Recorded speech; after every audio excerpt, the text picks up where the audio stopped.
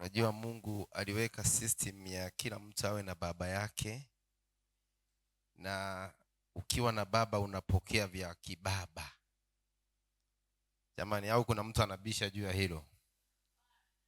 Unapokea vitu vya kibaba.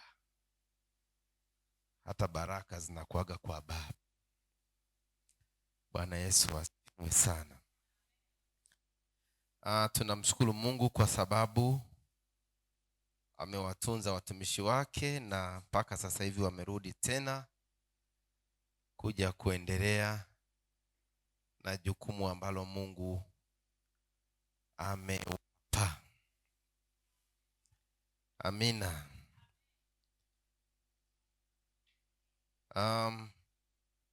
Asubuhi ya leo tunamshukuru Mungu kwa sababu Mungu ametupa kuwemo nyumbani mwake.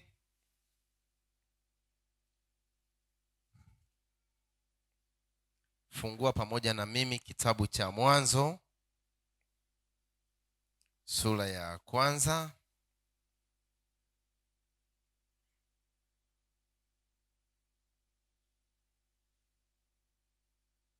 Tutasoma ule mstari wa 26.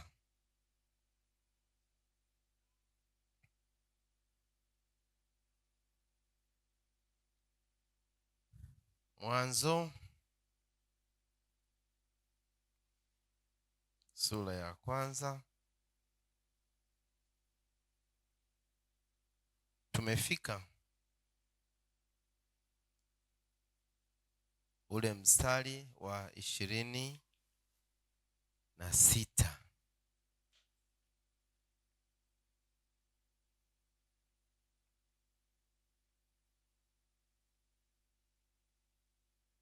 Tutaenda kusoma pale, na kwa neema ya Kristo, kwa Roho Mtakatifu tukajifunze somo linalosema kuchochea nguvu za kiroho. Kuchochea nguvu za kiroho au nguvu za rohoni, ili tuweze kumiliki na kutawala. Bwana Yesu asifiwe sana. Chochea nguvu za kiroho au nguvu za rohoni ili tuweze kumiliki na kutawala. Kile kitabu cha Mwanzo sura ya 1 ule mstari wa 26, neno la Mungu linasema, Mungu akasema, na tumfanye mtu kwa mfano wetu na kwa sura yetu. Pointi kubwa ya Mungu kumfanya mtu kwa mfano na sura ya Mungu, anasema wakatawale. Bwana Yesu asifiwe sana. Sasa ona kitu hapo cha ajabu ambacho Mungu anakisema. Anasema wakatawale. Cha kwanza, wakatawale samaki wa baharini. Samaki, yani ukaitawale samaki eti. Bwana Yesu asifiwe sana. So samaki anaishi majini, ana maisha yake, anaogelea na kwenda anakotaka, na kuna samaki wa kwenye maji ya chumvi na kuna samaki wa kwenye maji ya baridi. Lakini Mungu anasema kitu cha ajabu hapa, kwamba huyu mwanadamu ambaye tunamfanya ni lazima awe na uwezo wa kutawala samaki. Bwana Yesu asifiwe sana. Samaki wa baharini, elea na ndege wa angani. Wana mabawa yao, wanaruka, wanakwenda wanakotaka, lakini wanahitaji kutawaliwa. Anasema na wanyama wote watawaliwe, mpaka na fisi watawaliwe. Bwana Yesu asifiwe sana. Hapa Mungu lazima alimaanisha kitu kikubwa zaidi ya kutawala. Nchi yote pia na linchi na lenye litawaliwe. Linchi hili Anasema na chenye kutambaa juu ya nchi na chenyewe kitawaliwe. Bwana Yesu asifiwe sana. Kuna kilichobaki kwenye kutawaliwa? Vimeisha. Vimeisha. Bwana Yesu asifiwe sana. Jifunza kuchochea nguvu za kiroho ili tuweze kutawala, ili tuweze kumiliki. Anasema mstari wa 27, Mungu akaumba mtu kwa mfano wake, kwa mfano wa Mungu alimuumba mwanamke na mwanamume aliwaumba. 28, Mungu akawabarikia, Mungu akawaambia zaeni, mkaongezeke, mkaijaze nchi na kuitiisha.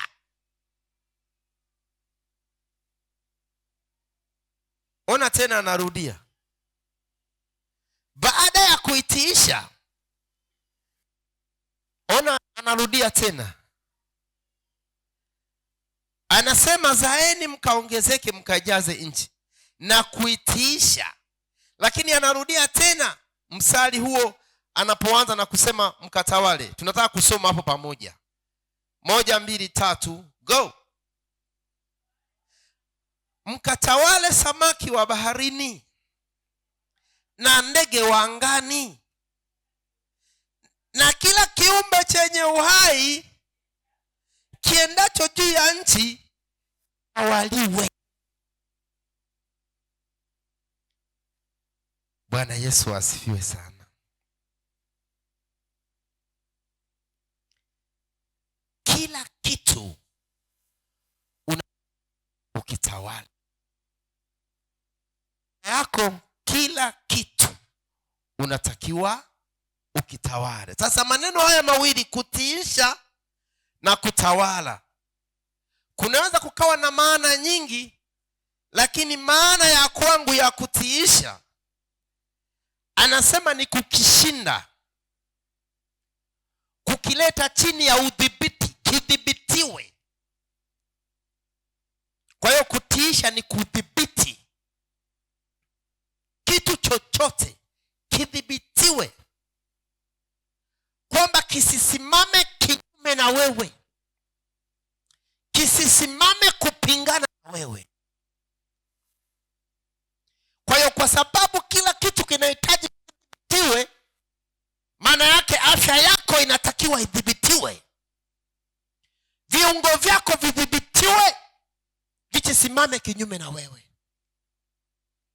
baraka zako zidhibitiwe, kila kitu ulichonacho kidhibitiwe. Bwana Yesu asifiwe sana. Ametumia neno subdue, kudhibiti. Lakini hili neno kutawala hapa amesema to rule, anasema have dominion, kukisimamia kama mwakilishi wa Mungu, kuwa na mamlaka juu ya uumbaji wote. Bwana Yesu asifiwe sana. Kwa hiyo kutiisha ni kudhibiti, halafu kutawala ni kuwa na mamlaka ya juu, mamlaka ya mwisho, ya kwamba wewe ndio msemaji wa mwisho juu ya mwili wako, wewe ndio msemaji wa mwisho juu ya afya yako, wewe ndio muamuzi, unaamua nini kitokee, nini kisitokee, nini kibaki, nini kiondoke. Anasema utiishe na kutawala. Hakuna kitu kinachoruhusiwa kwa mujibu wa neno la Mungu hili la kutiisha na kutawala, kwamba ni ile ya kuwa na nguvu, ni ile hali ya kuwa na uwezo wa kucontrol, wa msemaji wa mwisho katika hali na mazingira yoyote katika maisha yako. Bwana Yesu asifiwe sana. Kwa hiyo Mungu alivyotuokoa akatuweka ndani ya Kristo Yesu, anataka tuishi sisi kama wafalme, anataka tuishi sisi kama watu wa mwisho wanaofanya maamuzi ya kila kitu kwenye maisha yetu. Bwana Yesu asifiwe sana. Ndio maana asubuhi ya leo tunajifunza kuchochea nguvu za kiroho tuweze kutawala.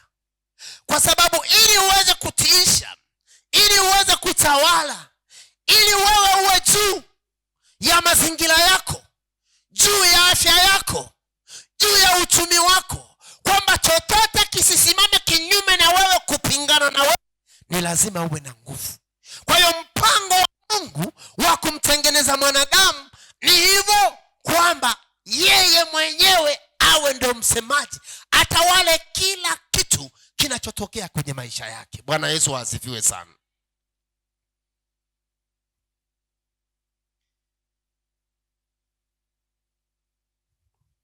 Kila kitu kitiishwe. Hebu fungua kitabu cha Matendo sura ya 1 mstari wa 8. Matendo ya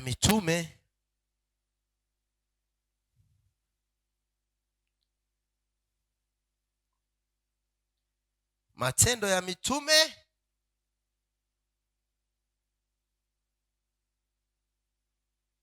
sura ya 1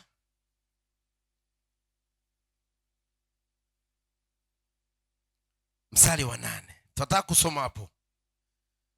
Matendo ya Mitume sura ya 1 mstari wa 8. Tunaenda kusoma hapo 1, 2, 3, go.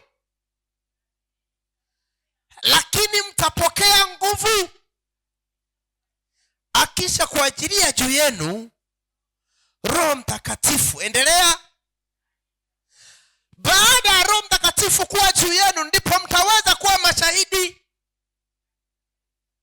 katika Yerusalemu na katika Uyahudi wote na Samaria na hata mwisho wa nchi. Bwana Yesu asifiwe sana. Jambo hili ambalo Mungu aliolifunua kule katika kitabu cha Mwanzo ile 1:26, ya msingi na pointi ya Mungu ya kwamba sisi tunapaswa kutawala, ya kwamba sisi tunatakiwa kudhibiti kila kitu mpaka bahari idhibitiwe, ili adui asipate nafasi ya kupitia baharini, halafu bahari ikasimama kinyume na wewe kupitia samaki. Mungu akataka ya kwamba hata nchi nayo idhibitiwe, ili upana wenyewe usilete hali ya hewa mbaya. Ulishawahi kusikia kuna watu wanasema mafua, kuna homa nyingi jamani, kuna kaupepo fulani kamepita? Ulishawahi kusikia hiyo? Eti kuna kaupepo fulani, yani kuna kaupepo fulani sio kazuri kamepita, sisi kalikuwa kanatoka wapi na kanaenda wapi na kamempitia nani? Mungu anasema hata hiyo nchi idhibitiwe, ili hiyo hali ya hewa mbaya isikuathiri wewe, isikudhuru wewe. Ndio maana ndani ya Kristo Yesu tunatembea kwa ufahamu, na ufahamu hii ni silaha ya ajabu sana, kwa sababu ufahamu unakuwezesha kuona kama Mungu anavyoona. Ufahamu wa kimungu unakuwezesha kutafasiri vitu kwa picha na sura ya Mungu. Bwana Yesu asifiwe sana. Kwa hiyo nchi nayo idhibitiwe. Anasema anga nalo na lenyewe lidhibitiwe. Kila kitu ni lazima kidhibitiwe. Yesu asifiwe sana. Kumbuka tunajifunza kuchochea nguvu za kiroho ili tuweze kutawala. Ngoja tuone kitabu cha Waefeso hapo.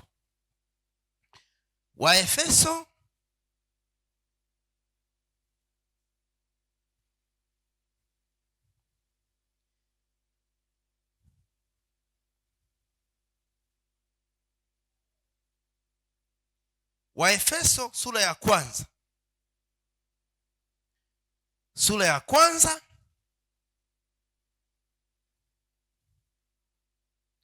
tuanze ule mstari wa 20. Bwana Yesu asifiwe. Ni lazima tujijue ya kwamba sisi ndivyo tulivyo katika ulimwengu wa roho, ya kwamba nafasi yetu sisi ni kutembea katika nguvu za Roho Mtakatifu zitakazotuwezesha kutisha na kutawala kila kitu katika maisha yetu, kisisimame kinyume na sisi, kupingana na sisi. Bwana Yesu asifiwe sana. Anasema katika kitabu cha Waefeso sura ya 1 kuanzia mstari wa 20.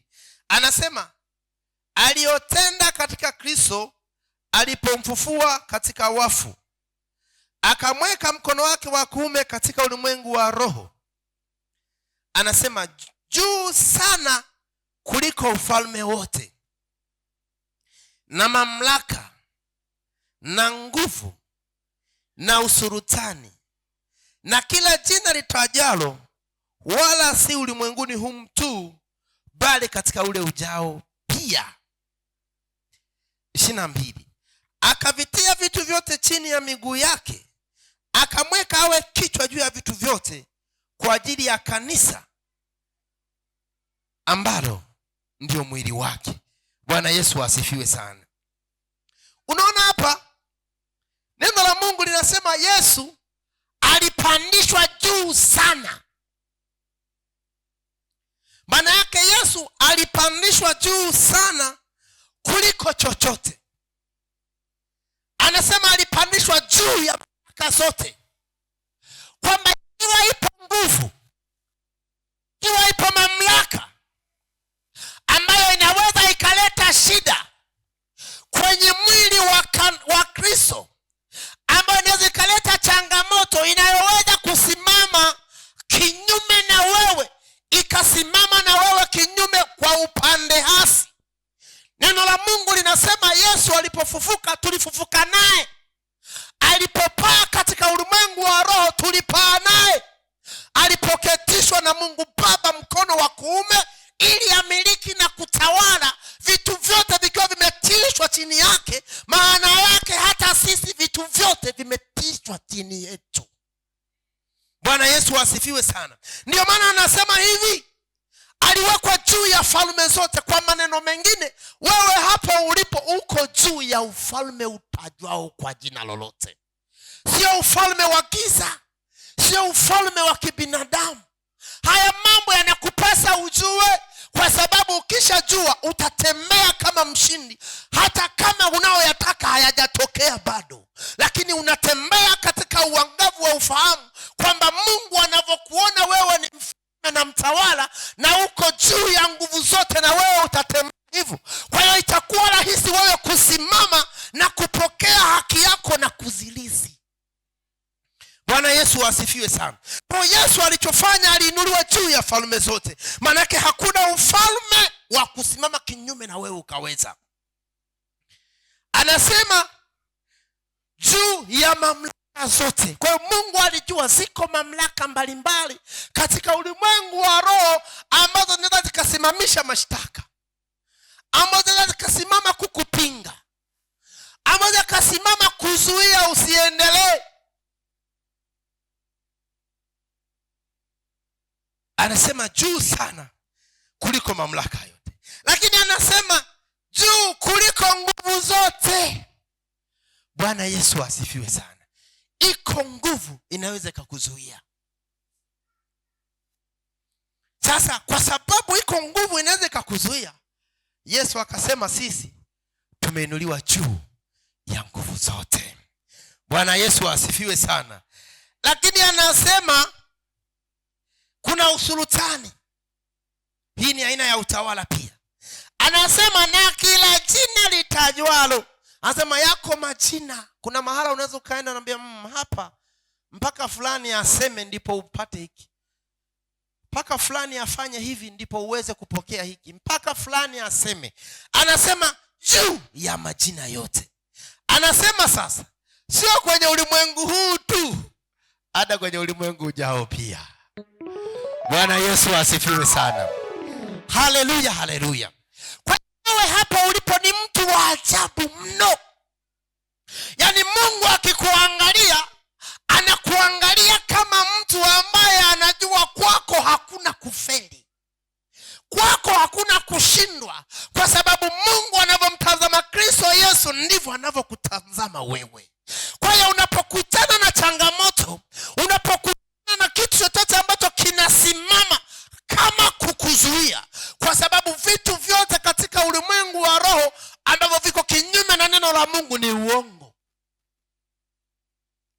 ukisimama ugonjwa ni uongo, kwa sababu ukweli inayodumu milele hata milele ni uzima wa Kristo ndani. Ukisimama umasikini, ule ni uongo. Yesu Kristo anasema yeye alifanyika masikini ili sisi tuwe matajiri kwa umasikini wake. Kwa hiyo chochote ambacho hakikubaliani na neno la Mungu kikasimama kwenye maisha yako ni uongo. Mungu anachotegemea kwako, anategemea usimame ukiambia habari za asubuhi. Wewe ugonjwa, habari za asubuhi. Wewe umasikini, habari za asubuhi. Ukiambia wewe ni uongo, kwa sababu mimi na nguvu kuliko wewe, mimi na uwezo kuliko wewe, mimi niko juu yako. Jina lolote ambalo linasimama kama kipingamizi kwenye njia yako, ukikitazama ukione kama kivuli, kione kama uongo. Halafu sasa tunajifunza kuchochea nguvu za kiroho. Hizi nguvu za kiroho zinachochea moja, kupitia maombi katika Roho Mtakatifu. Bwana Yesu asifiwe sana. Kwa hizi nguvu za Mungu zinachochewa kupitia maombi katika Roho Mtakatifu. Lakini hizi nguvu za Mungu zinachochewa kupitia neno la Mungu, kulisoma na kulitafakari na kulitamka katika maombi. Kwa hiyo haya mambo unatembea nayo, ya kwamba mimi ninatembea pamoja na chochote kinachoweza kusimama mbele yangu, ukweli ni kwamba kiko chini yangu. Bwana Yesu asifiwe sana. Kwa hiyo utakaposimama katika ulimwengu wa roho, wewe unasimama ili kuitibua nguvu iliyoko ndani yako, maana iko ndani yako tayari kwa Roho Mtakatifu. Halafu unasimama kukitangazia na kuambia, kama ishivyo Bwana, hakitasimama kwa jina la Yesu Kristo, hakitasimama, maana ni uongo. Neno la Mungu ndio kweli, litadumu milele, na wewe lazima ushinde na kung'ara, kwa sababu Bwana yuko pamoja na wewe, na wewe unatembea katika ufahamu. Neno la Mungu linasema ya kwamba ingawa tunaenenda katika mwili, lakini hatufanyi vita kwa jinsi ya mwili. Kwa sababu gani? Maisha yetu yanaonekana kwa nje, lakini mambo mengi yanatengenezwa katika ulimwengu wa roho. Kwa hiyo usiwe muongeaji sana, usiwe mnungunikaji sana, usiwe ni mtu wa kuangalia kwa macho ya mwili sana. Badala yake ingia rohoni, kwa sababu mambo mengi yanakuja kwetu, zaidi ya 90% yanatokea katika ulimwengu wa roho. Kwa ni lazima tujue mahala pa kuyadhibiti na kuyakontrol ni katika ulimwengu wa roho, kwa kuachilia nguvu za Roho Mtakatifu ambazo ziko ndani yako kupitia maombi. Bwana Yesu asifiwe sana. Sasa ngoja tuone kwa nini ni muhimu kuchochea hizo nguvu za rohoni. Kwa nini ni muhimu kuchochea nguvu za rohoni? Kipengele hicho kinasema kwa nini ni muhimu. Moja, ziko hila za adui za kukuwekea vikwazo. Bwana Yesu asifiwe sana. Ziko hila za adui za kukuwekea vikwazo kwenye njia yako. Ziko hila za adui ambazo zinasimama kukuwekea vikwazo kwenye njia yako. Zikisha kuwekea vikwazo, zinakuonesha kana kwamba huwezi, kana kwamba hutoshi, kana kwamba unapelea. Kwa hiyo hizi zipo, na ndiyo maana ni muhimu sasa kuchochea nguvu zako za rohoni, kuziachilia zitende kazi kupitia maombi. Bwana Yesu asifiwe sana. Kitabu cha Hesabu sura ya 21. Hesabu sura ya 21. Hesabu sura ya 21. Hesabu sura ya 21.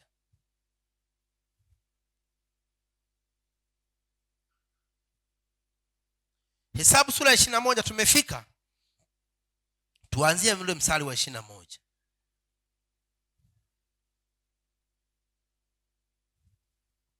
Tunaenda kusoma mstari wa 21. Nitaanzia pale kushuka chini. Anasema, kisha Israeli akatuma wajumbe kumwendea Sihoni mfalme wa Amori, na kusema. Mstari wa 22 tunaenda kusoma hapo. 1, 2, 3, go. Nipe ruhusa, ewe mfalme wa Waamori Sihoni, ninakuomba ruhusa nipite kwenye nchi yako, kwa sababu mimi ninaenda kwenye nchi yangu ya ahadi. Mimi ni Israeli. Ninakuomba ruhusa, ewe Sihoni, mfalme wa Waamori, niitumie nchi yako kama njia, wala sikai humo. Bwana Yesu asifiwe sana. Si mnajua sisi katika mambo yote huwa tunapita, hatukai, si ndio? Neno la Mungu linasema ujapopita katika moto, ujapopita katika maji mengi, huwa tunapita.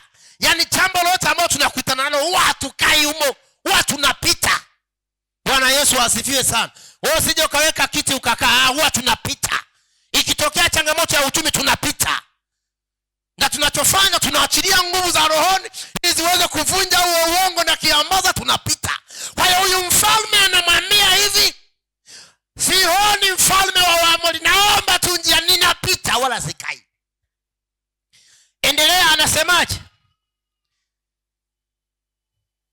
Anasema nipe ruhusa nipite katika nchi yako. Endelea. 1, 2, 3, go.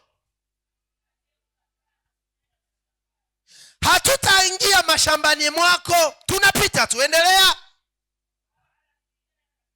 Wala hatutaingia kwenye mashamba yako ya mizabibu, hatugusi Baba. Endelea. Hata maji yako hatuyagusi. Tutakwenda kwa njia ya barabara tu hata tutakapokuwa tumepita mpaka wako. Bwana Yesu asifiwe sana. Tunajifunza umuhimu wa kuchochea hizi nguvu za rohoni, kwa sababu adui anakuaga na hila, anakuwekea vikwazo, anakuwekea mipaka, kwamba hii familia hii umri wao wa kuishi ni miaka 50, wakifika hapa lazima wafe. Hii familia hii hawatanunua magari. Hii familia hii hawataolewa. Hii familia hii, wewe kiwango chako cha uchumi kianzie shilingi 100,000 mpaka 200,000 kisizidi. Sana. Tunajifunza adui huwa anaweka vikwazo, anaweka vipingamizi, anaweka vizuizi. Ndicho alichofanya huyu mfalme Sihoni, mfalme wa Waamori. Anaweka vizuizi na vipingamizi, wana wa Israeli wasiende kwenye urithi wao, wana wa Israeli wasifikie maisha ya utukufu. Kwa tunapojifunza ya kwamba tukiwa tuchochee hizi nguvu za rohoni na tuziachilie ziweze kutenda kazi, ni ili kuvunja na kuondoa vizuizi ili tuweze kufikia urithi wetu. Na kama Mungu aishi hivyo, ni lazima tuufikie urithi wetu, kwa sababu Roho Mtakatifu ametangaza mwaka huu ndio mwaka wenyewe. Ni mwaka wa kupokea mambo ya tofauti, ni mwaka wa kuingia kwenye kile ulichokuwa ukitamani siku zote.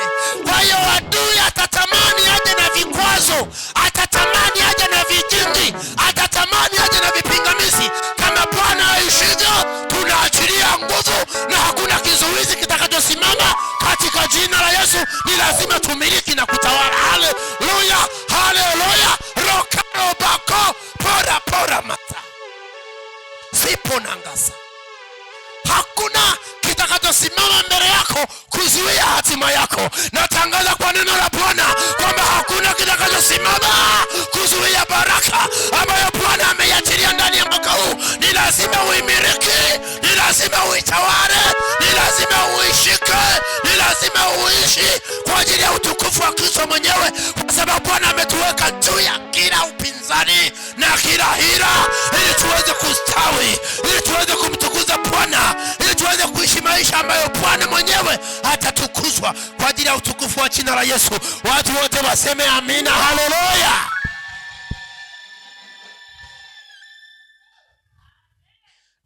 Uachilie hizo nguvu ulizo nazo. mazingira ulionayo ili yabadilike, kaka, acha manunguniko, acha kuangalia watu, acha kuongea sana, achilia nguvu za Mungu maana ziko ndani yako, ili vizuizi na vikwazo vyote viondoke katika jina la Yesu. Haleluya. Kwa hiyo huyu Sihoni akawa anawazuia, lakini ngoja mstari huu unaofuata katika hiyo sura ya 21. Katika hiyo sura ya 21, hiyo Hesabu 21, ona wajamaa walichofanya. Mstari wa 23 anasema, lakini Sihoni hakukubali kumwacha Israeli kupita katika mpaka wake, bali Sihoni akawakutanisha watu wake wote, akatoka aende kupigana na Israeli jangwani, akafika Yahasa akapigana na Israeli. Bwana Yesu asifiwe sana.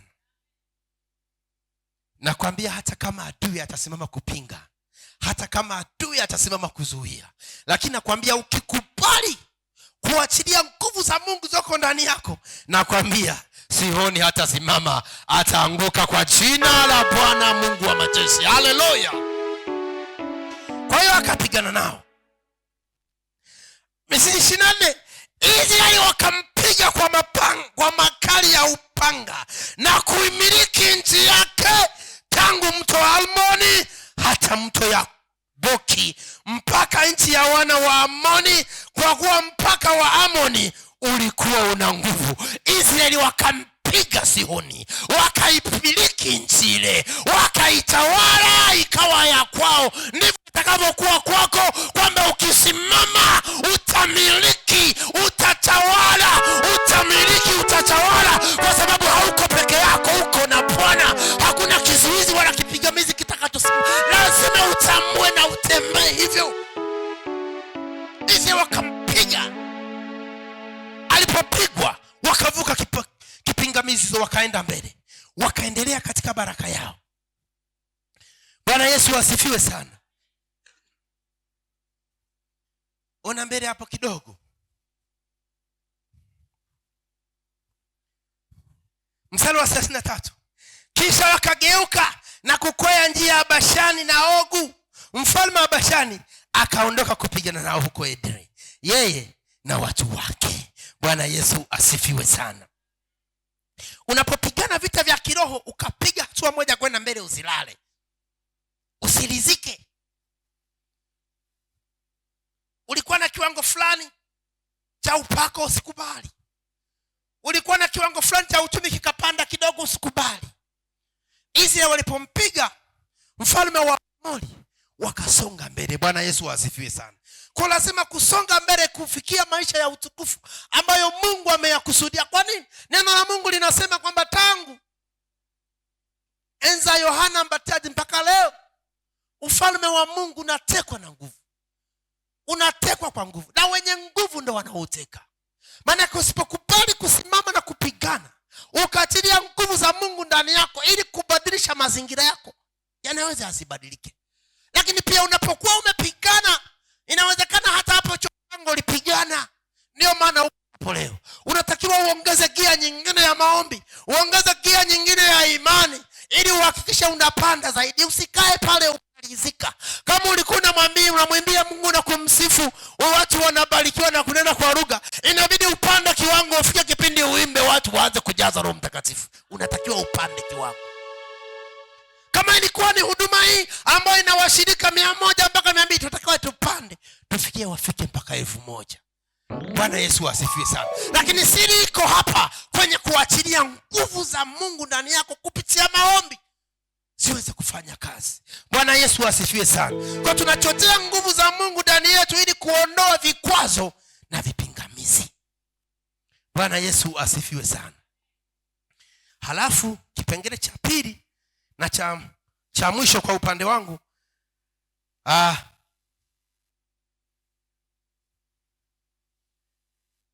ni ili kupinga hii ya kuchelewesha muujiza wako. Bwana Yesu asifiwe. Tunachochea nguvu za kiroho ndani yetu na tunaziachilia zitende kazi ili kuzipinga hila za adui zinazochelewesha muujiza wako. Tunaachilia nguvu za Mungu kupitia maombi katika roho ili kuzipinga hila za adui zinazochelewesha muujiza wako. Kitabu 13 mstari wa 12. Mithali 13 mstari wa 12.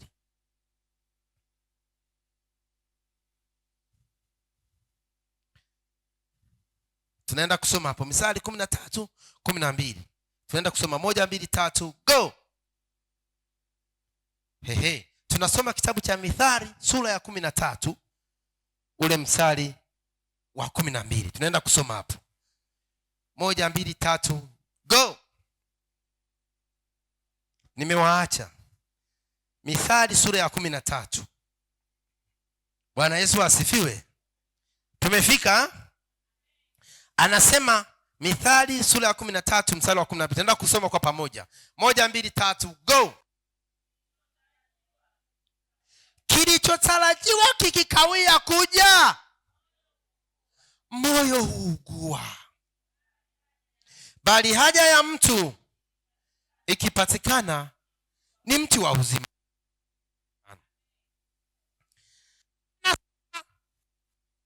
Tunachochea nguvu za Mungu na kuziachilia kupitia maombi ili kuweza kuidhibiti hii hila ya adui inayochelewesha muujiza wetu, inayochelewesha muujiza wako, inayochelewesha hitaji lako, inayochelewesha kuyaona mazingira ambayo Mungu amesema na wewe yamebadilika, inachelewesha kumleta mtu yule ambaye Mungu amemkusudia kupitia yeye mtafanya kazi ya Mungu, inachelewesha mazingira ya wewe kutembea katika viwango fulani vya uchumi ili Mungu aweze kutukuzwa kupitia wewe. Hii hila ya adui huwa inakuja kuchelewesha ili kufanya moyo wako uugue, kufanya moyo wako ukate tamaa, kufanya moyo wako uchoke, kufanya imani yako ife ndani yako. Na ndio maana Biblia inasema kilichotarajiwa kikikawia kuja, moyo unaumia, moyo unaugua, manake unajeruhika, kwamba ukate tamaa, uanze kulegea kwenye vitu vya kimungu. Kama ni kwenye ibada, uanze kupunguza ibadani. Kama ulikuwa unafunga kuomba, uanze kuacha. Sasa usipotambua ya kwamba hii ni hila ya adui na wewe ukasimama katika ulimwengu wa roho kuipinga, nimesema jambo lolote ambalo halikubaliana neno la Mungu ni uongo, ukasimama kupinga huo uongo, ukasimama kuuangusha huo uongo, adui anachotafuta ni kukujeruhi moyo, kujeruhi imani yako, kujeruhi tumaini lako, kujeruhi ile nguvu ya kimungu iliyoko ndani yako ya kumwandama na kumtutumalia Mungu. Anataka akucheleweshe, akuletee Ismaili badala ya Isaka. Ndicho kilichotokea hata kwa Ibrahim. Ni lazima kuijua hii hila ya kwamba ni lazima ishughulikiwe. Bwana Yesu asifiwe sana. Hii hila ya adui ya kuchelewesha ni lazima ishughulikiwe, na tunaishughulikia kwa kuruhusu nguvu zetu zitende kazi kupitia maombi ili kuharibu na kuvunja mambo hayo. Bwana Yesu asifiwe sana. Hii ni hila ambayo adui anaitumia ili uanze kuona kama wokovu ni mzito, uanze kuona kama kumtumikia Mungu ni hasara. Sikiliza, ni hila ya adui, ni uongo wa adui. Neno la Mungu linasema ilitokea kwa Danieli.